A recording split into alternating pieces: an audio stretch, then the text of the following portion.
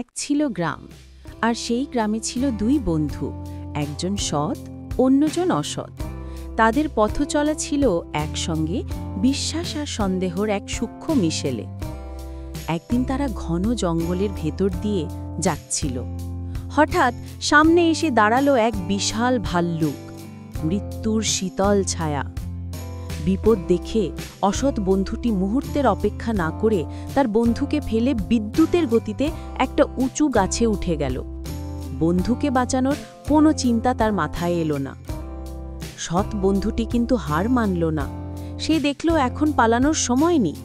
কোনো কিছু না ভেবে সে মাটিতে শুয়ে পড়ল, যেন সে মৃত।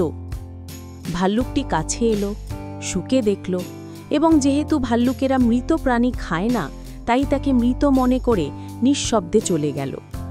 বন্ধুটি বেঁচে গেল তার বুদ্ধির জোরে। বিপদ কাটতেই অসৎ বন্ধুটি গাছ থেকে নামল। তার ভণ্ডামি কিন্তু কাটেনি।